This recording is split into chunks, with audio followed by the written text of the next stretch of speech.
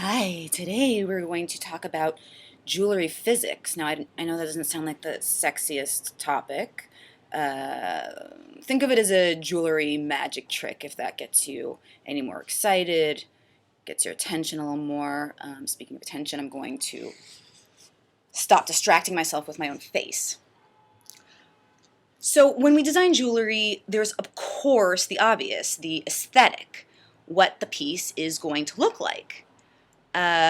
We do sketches in 2D, but that does not translate to how the piece will actually come together in 3 dimensions. It needs to have a certain amount of movement, especially if it's a hand piece, because what moves around and what's more flexible than our hands? They're probably the most challenging pieces to design.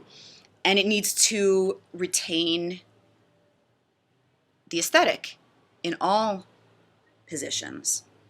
You don't want your design all of a sudden being, completely different when you're holding your hand one way versus the other. No, it needs to be stable. It needs to be a stable, sturdy design in order to keep the aesthetic. So, what does this mean? This means there's some geometry and physics involved. Let me first start. I don't use soldering as a technique. I don't cast molds as a technique. I take raw materials and I link them together, kind of like an erector set or a Lego set, something like that, just taking pieces and puzzling them together. I made puzzling a verb.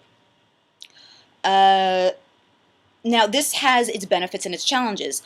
The benefit is it's flexible. All these little joints give me so much more movement. If this were one solid soldered piece or one piece that was cast in a mold, it would be completely stiff. But this way, it actually moves with me. Do you see when I make a fist, the bracelet actually hugs my hand. So that's great, but how do I make sure that it retains this shape if it's not completely one solid, soldered, wax casted piece?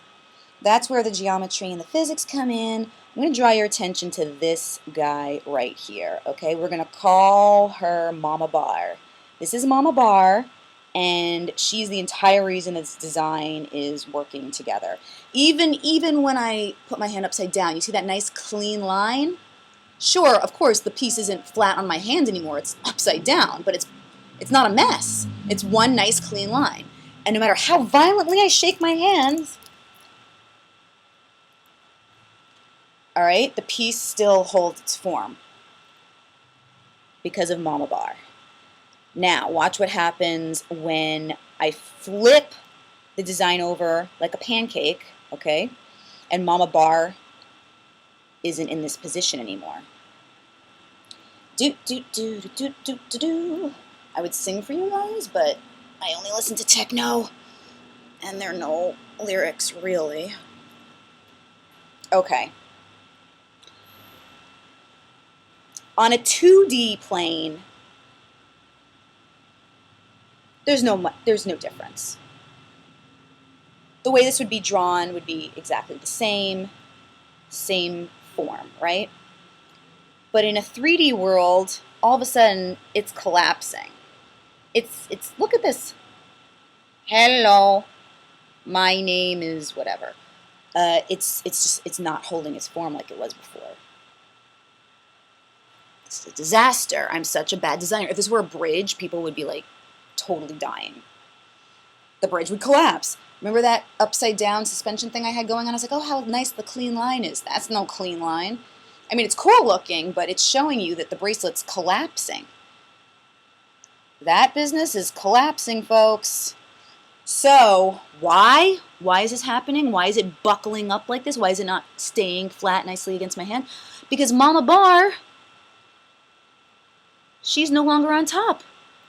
She's holding the whole house together.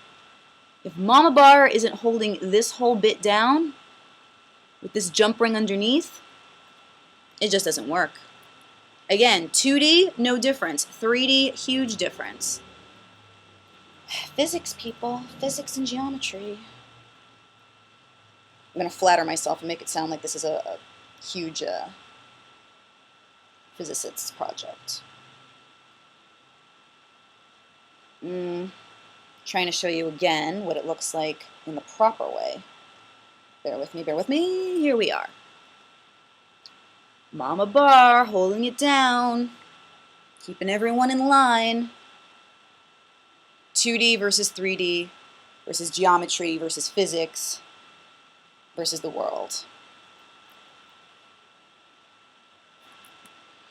Thank you for geeking out with me. I'm super excited about this, but I'm probably the only one.